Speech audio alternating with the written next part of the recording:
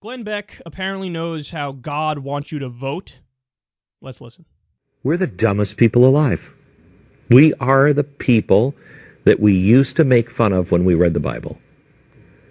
All they have to do is go back 3 pages. How did the people miss all of this? 3 pages before, they were saying we're wide awake. Now, 2 pages later, they're being destroyed because they're doing all the stuff that happened 4 pages before that. How did they miss it? We're those people. We're those people. But the good news is, this time, I think, a remnant. And this is one of the reasons why I cannot vote for Donald Trump. I read a great quote from somebody who said, it is immoral in America not to vote. But people are engaging in, and this was said in the 70s, voting for the person that is the lesser of two evils. Evil is evil, and if it's not, don't call it or label it evil. But the lesser of two evils, do not vote for those. Have more faith in God that a righteous people will select something else, and God will make up for the difference. And if it doesn't work out, he will protect a righteous people. I can't vote for evil, what I think is evil, or the lesser of two evils. I can't vote for the destruction of freedom, and I do believe that's what we would be voting for. And so I trust in the Almighty.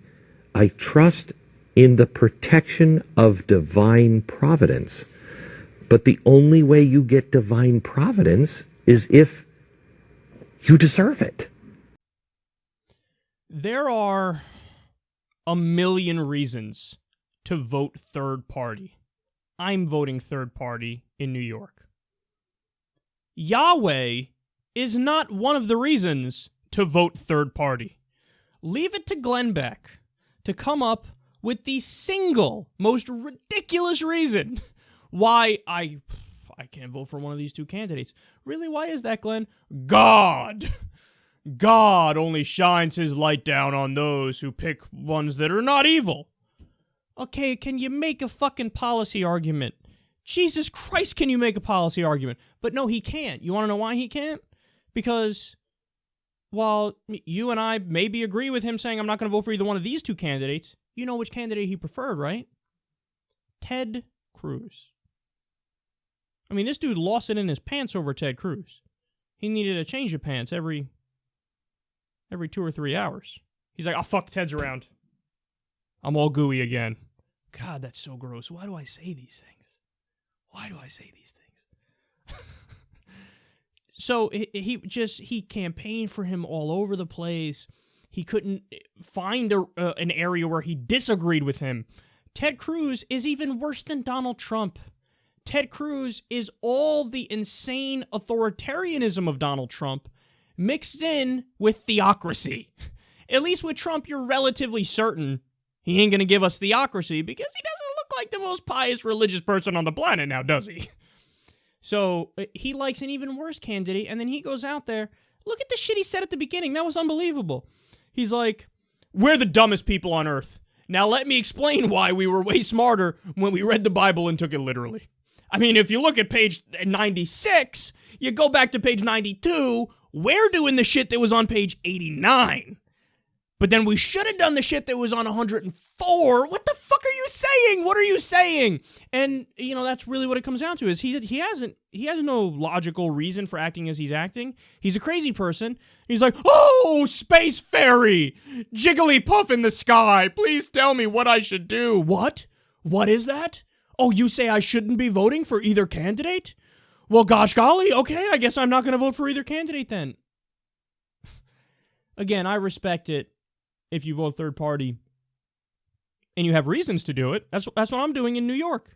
I'm not in a swing state, so I don't need to have that rigid black and white dichotomy of it's either going to be Trump or Hillary. I get it if you're voting third party. Saying because of God, that's why I'm not going to do it, that doesn't make sense. And when he keeps, the Bible tells us, geez, we're so dumb because we don't follow that anymore.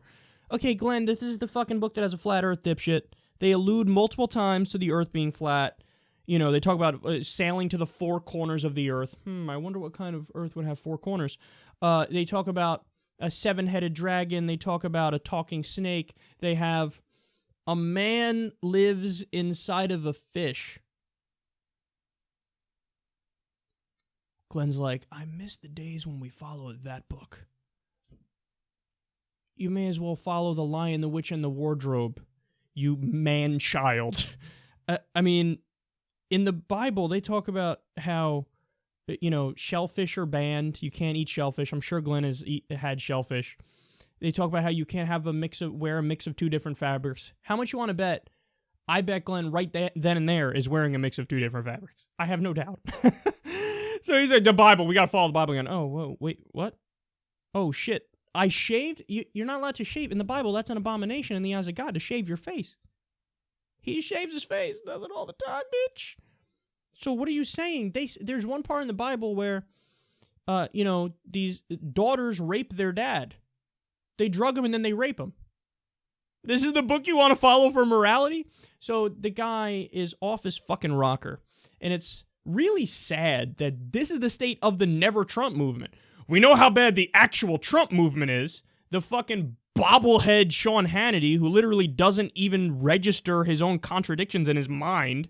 Like, contradictions aren't a thing to him. There's endless videos of him just taking one position when it's Republicans that have it, and then when it's Democrats that have it, all of a sudden now I'm against it.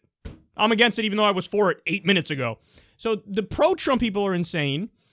The anti-Trump, never-Trump Republicans are insane. And also, unfortunately, the Hillary Clinton loyalists are kind of off their rocker, too. What a sad state of affairs.